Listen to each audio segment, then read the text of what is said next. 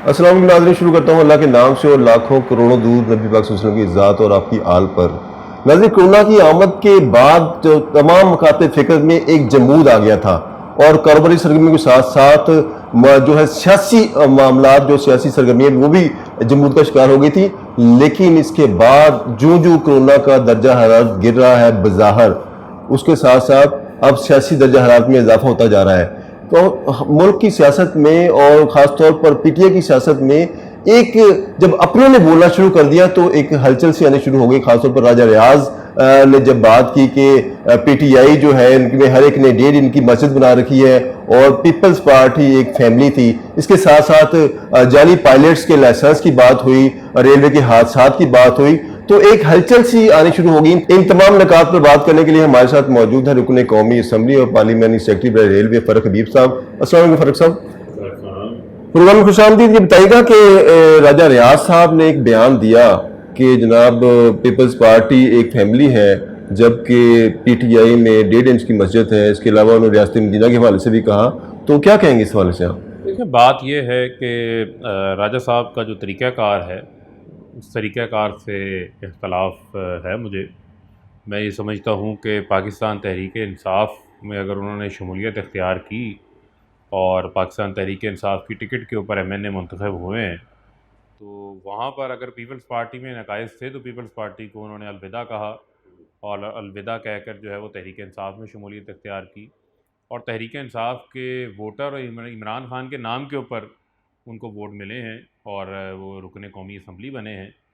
جہاں تک رہی بات عوامی مسائل کے حوالے سے یا بیوروکریسی کے رویوں کے حوالے سے جو بات کرتے ہیں، وہ رویے تو میں سمجھتا ہوں کہ ہر حکومت کے اندر موجود ہوتے ہیں، اور ہر انسان کی ایک اپنی بھی قابلیت ہوتی ہے، ایک اس کا اپنا اسٹریچر بھی ہوتا ہے، ایک اس کا اپنا بھی اس کے اندر جو ہے وہ میں سمجھتا ہوں کہ اپنا ذاتی عمل دخل بھی ہوتا ہے۔ اب سمجھتے ہیں کہ ذاتی عمل دخل اس میں کم ہے؟ تو اس میں سمجھتا ہوں کہ اگر کوئی کہتا ہے کہ میری سنوائی نہیں ہوتی تو شاید لگتا ہے اس کو اپنی بات سنوانے کا جو ہے وہ طریقہ کار نہیں آتا۔ جتنی جمہوری پارٹی پاکستان تحریک انصاف ہے اور جتنے کھلے دل سے وزیر اعظم عمران خان تنقید سنتے ہیں، ایسی تنقید کبھی راجہ صاحب نے آصف علی زرداری کے اوپر پیپلز پارٹی کے ہوتے ہوئے نہیں کی تھی، نہ کبھی بے نظیر کے اوپر کی تھی، کیونکہ وہاں پر بولنے کا موقع ہی نہیں دیا جاتا تھا۔ نہ ہی ایسی آزادی جو ہے وہ پاکستان مسلم لیگ نون کے اندر ہے۔ تو میں یہ سمجھتا ہوں کہ یہ وزیر اعظم عمران خان کا ہی اعلیٰ ظرف ہے کہ وہ اپنے ممبران کی بات کو نہ کہ پارلیمانی میٹنگز کے اندر سنتے ہیں، اور اگر اس کا کوئی اظہار کسی فورم کے اوپر بھی کرتا ہے اس کو سنتے بھی ہیں، سن کر ان کے جائز مسائل کو، معاملات کو حل کرنے کی کوشش بھی کرتے ہیں۔ اب فیصل آباد کے حوالے سے خصوصی ترقیاتی پیکج کے حوالے سے انہوں نے اسد عمر کی سربراہی میں ایک کمیٹی بنائی۔ اسد عمر وزیر جو ہیں وہ منصوبہ بندی ہیں وفاقی۔ اسی طرح انہوں نے ہماری حالیہ دنوں میں میٹنگ بھی ہوئی جس میں chairman planning commission Punjab commissioner Faisal آباد تھے، اور جو صوبائی وزیر آپ نے کہا کہ ان کے طریقہ کار پہ جوان ہیں، تو وہ وہاں پر ہم نے پراپر فورمز کے اوپر فیصل آباد کے مسائل کو حل کیا نا۔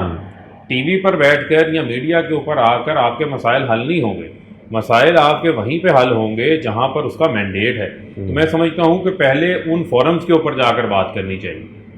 اچھا، یہ ایک -1 -3 کی بات ہو رہی ہے آج۔ پہلے -1 کا جو عمران خان صاحب نے اسمبلی میں بات کی کہ -1 اگر ہو بھی جائے گا تو یہ لوگ ادھر ہی بیٹھیں گے، لیکن آج شیخ رشید کا جو بیان اس کے بعد آیا کہ -3 ہوگا اور پی ٹی آئی والے اپنے کپڑے جو ٹی وی شوز پہ آ کر نہ دھوئیں۔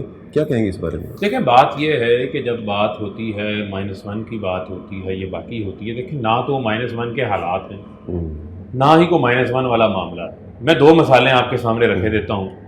ایک -1 ہوا تھا یوسف رضا گیلانی کا 2008 میں، جب وہ وزیر اعظم منتخب ہوئے۔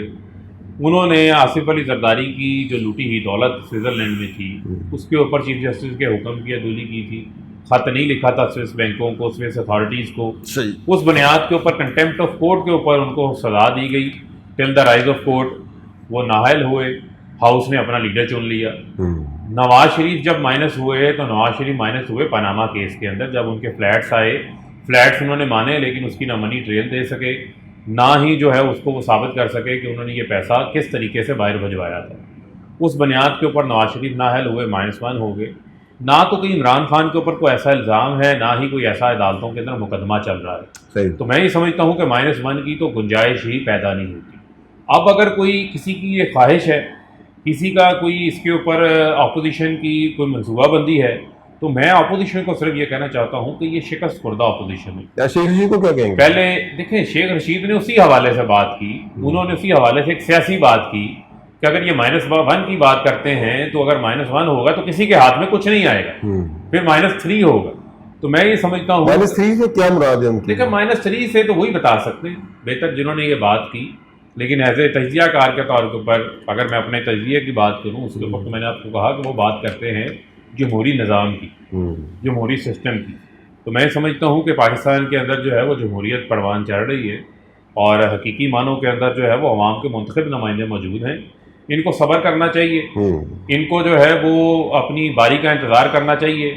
عوام نے اگر ان کو مینڈیٹ نہیں دیا عام انتخابات کے اندر تو ان کو جو ہے وہ جمہوری طریقہ کار اختیار کرنا چاہیے، پارلیمنٹ کے اندر آ کے بات کریں. ان کا صرف ایک پرابلم ہے، وہ مسئلہ ان کا ہے کہ احتساب بند ہو جائے، ہمارے سے لوٹ خسوٹ کا حساب نہ مانگا جائے، آصف علی زرداری کے خلاف ریفرنسز بند ہو جائیں، نواز شریف کی سزائیں ختم ہو جائیں، شہباز شریف نے جو جعلی اکاؤنٹس بنا رکھے ہیں جعلی اکاؤنٹس کا پیسہ پوچھنا بند کر دیا جائے. اگر یہ آج یہ چیزیں بند ہو جائیں تو نہ -1 کی بات ہوگی، یہ بلکہ کہیں کہ آپ اگلے 5 سال بھی حکومت کریں. لیکن ہم سمجھتے ہیں کہ جو اکاؤنٹیبلٹی ہے، جو احتساب ہے، یہ بھی ایک جمہوریت کا حصہ ہے. آپ سمجھتے ہیں کہ اگر احتساب کی بات نہ ہو تو یہ اگلے 5 سال کے لیے بھی حکومت پی ٹی آئی کو دینے کے لیے تیار ہے؟ اگلے 5 سال بھی یہ کہیں کہ آپ حکومت کریں، لیکن میں سمجھتا ہوں کہ ہم ان سے کوئی سرٹیفکیٹ نہیں لینا چاہتے، ہم ان سے کوئی حمایت نہیں لینا چاہتے. ہماری سپورٹ جو ہے وہ عوام میں، ہم چاہتے ہیں کہ عوام جس کو منتخب کرے، عوام جس کو موقع ملے، اسے حق حکمرانی ملنی چاہیے پاکستان کے اندر. میں سمجھتا ہوں کہ سول ملٹری جو ریلیشنز ہیں یہ بھی پاکستان کی تاریخ کے اندر جو ہے وہ بہترین اور مثالی ریلیشنز ہیں، اور یہ جو پارٹنرشپ ہے یہ پاکستان کے لیے ڈیلیور کر رہی ہے. اچھا، نیب کے حوالے سے ہے، اپوزیشن والے بھی نیب پہ تنقید کر رہے ہیں، حکومتی جو ہے کہ ان میں بھی نیب کے حوالے سے بات کی جاتی ہے، لیکن اس کے حوالے سے کوئی قانون سازی نہیں کی جا سکی. اس کی کیا وجہ ہے؟ دیکھیں بات یہ ہے، جہاں تک رہی بات اپوزیشن کی، تو اپوزیشن کا تو معاملہ یہ ہے، وہ کہتے ہیں ساس بھی کبھی بہو تھی. مسئلہ یہ ہے کہ اپوزیشن تو آج سے 2 سال پہلے باریاں لے کر 3 بار وزارت عظمیٰ میں رہے، یہ کبھی حکمران تھے. آج اگر ان کو پہلی بار صحیح معنوں میں جو ہے ان کو اپوزیشن کا سامنا کرنا پڑ رہا ہے، یعنی کہ اپوزیشن کے اندر آئے ہیں، ورنہ تو یہ ہر حکومت میں ہوتے تھے. اگر پیپلز پارٹی اپوزیشن میں ہوتی تھی تو حکومت اور اپوزیشن کا کردار فرینڈلی ہوتا تھا، ظاہر یہ درپردہ فرینڈلی ہوتا تھا، ایک ہی سکے کے 2 رخ ہوتے تھے، باریاں لگی ہوتی تھی. لیکن یہ پہلی بار یہ ہے کہ ان کی لاکھ کوششوں کے باوجود، ان کے لاکھ جو ہے وہ دانے پھینکنے کے باوجود، حکومت جو ہے ان کی لاکھ سازشوں کے باوجود حکومت ٹس سے مس نہیں ہو سکی. حکومت جو ہے وہ ان کے کسی شکنجے کا حصہ نہیں بن سکی. حکومت ان کی کسی کھودے ہوئے گڑھے کے اندر نہیں گری، بلکہ یہ خود ہی گرے. بجٹ بھی پاس ہو گئے آپ کے سامنے، یہاں پر بڑے دھرنے بھی آئے، جن دھرنوں کو انہوں نے گندم کنٹینر اور باورچیوں سمیت مولانا فضل الرحمان کی سربراہی میں اسلام آباد پہنچایا تھا، وہ بھی ناکام ہوئے. تو پے در پہ اپوزیشن کو ناکامیوں کا سامنا ہے، جس کی وجہ سے میں سمجھتا ہوں کہ اپوزیشن اپنے حقیقی جو معاملات ہوتے ہیں، اپوزیشن کا جو کردار ہے اس سے ہٹی ہوئی ہے. ان کو پروڈکشن آرڈرز چاہیے، ان کو عدالتوں سے ضمانتیں چاہیے، ان کو کیسز سے جو ہے وہ چاہتے ہیں کہ ہماری جان چھوٹ جائے اور ہم سے جو لوٹا ہوا پیسہ ہے اس کا حساب نہ مانگا جائے. یہ بند ہو جائے تو آج معاملہ ٹھیک ہو جائے گا. دوسرا پہلو آپ نے نیب کے حوالے سے بات کی، یقیناً جو نیب کا قانون ہے اس قانون کے اندر بہت سارے معاملات کے اندر جو ہے وہ بہتری کی گنجائش موجود ہے. مثال کے طور کے اندر تو 2 پرائیویٹ لوگ ہیں، 2 پرائیویٹ بزنس اینٹیز ہیں جن کا سرکار کے ساتھ کوئی تعلق نہیں، ان کے اوپر بھی نیب فوکس ہے، ان کو بھی نیب پکڑا ہے. جبکہ وہ تو جو ہے وہ فوجداری مقدمہ چلنا چاہیے یا دیوانی مقدمہ چلنا چاہیے، اس کے قانون موجود ہیں، عدالتیں موجود ہیں، ان کے اندر نیب کا کوئی کردار نہیں ہونا چاہیے. نیب کا کردار وہاں آئے گا جہاں پر کوئی سرکاری ذمہ دار آدمی، کوئی منسٹر، کوئی حکومتی ذمہ دار آدمی یا کوئی بیوروکریٹ جو کہ کسی کرپشن کی مال پریکٹسز کے اندر شامل ہے، وہاں پر نیب کی مددگاری آ جاتی ہے. تو جب ہم اپوزیشن کو یہ کہتے ہیں آئیں اس کے اندر بیٹھ کے اس کو بہتر بنائیں، تو وہ جو ہے وہ ہمیں پیچھے سے کہتے ہیں جی ہمارے ساتھ بیٹھ کے ڈیل کریں، معاملات کو جو ہے وہ ہمیں کو راستہ دیں. تو میں سمجھتا ہوں کہ جو ہم نے اگر کوئی ان کو راستہ دیا تو ہم عوام کو دھوکہ دیں گے. تو ہم نے عوام کو دھوکہ تو نہیں دینا. عمران خان تو جو ہے وہ دھوکہ نہیں دے گا. عمران خان تو جو سچا وعدہ عوام سے کر کے آیا ہے وہ وعدہ اپنا پورا کرے. اچھا یہ ایک بتائیے کہ ریلوے کے حادثات مسلسل اضافہ ہو رہا ہے. جب سے آپ لوگ آئے ہیں تقریباً 260 کے قریب حادثات ہوئے, اس میں سینکڑوں افراد کی جان گئی.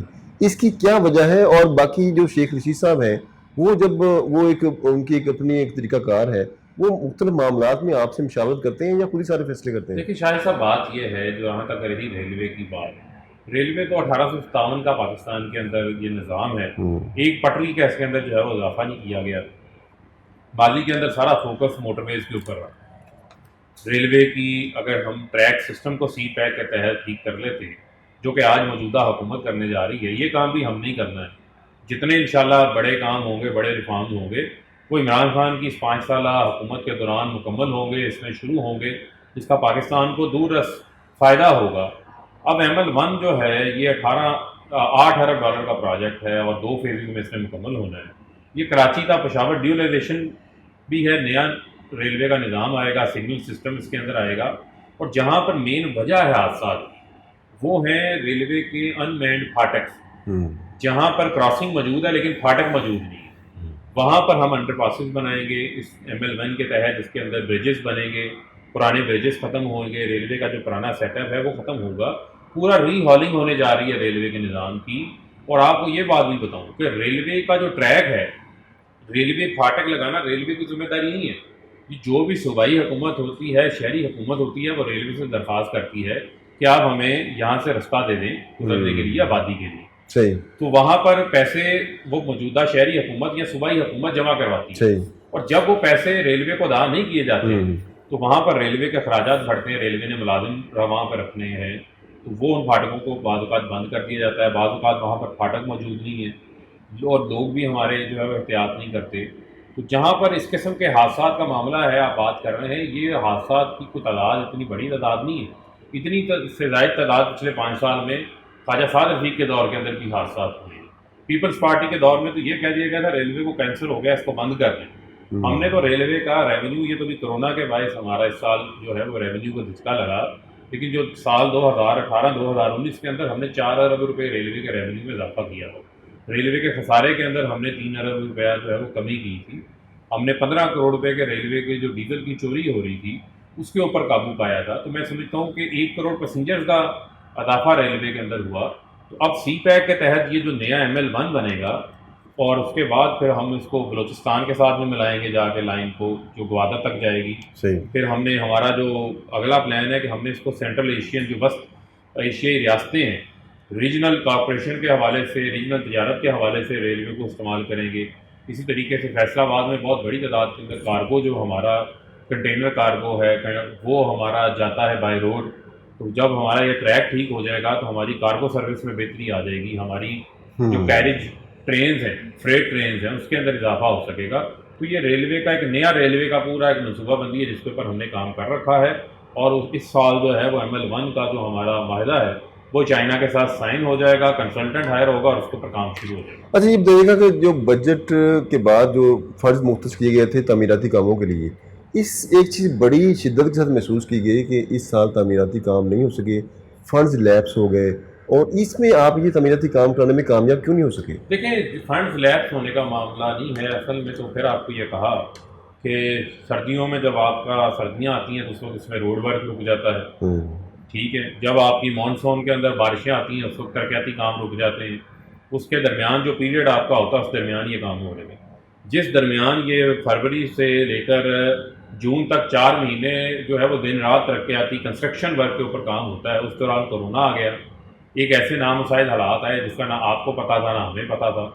اس حالات کے دوران جو ہے وہ تمام جو فنڈز تھا وہ فنڈز واپس چلا گیا ہمارا اس وبا سے نمٹنے کے حوالے سے, اس ایمرجنسی کو نمٹنے کے حوالے سے. لیکن آپ کو پتہ ہوگا کہ وزیر اعظم عمران خان کا شروع روز سے بڑی کلیئرٹی تھی. سب سے پہلے انہوں نے کنسٹرکشن سیکٹر کو کھولا, آپ کو یاد ہوگا.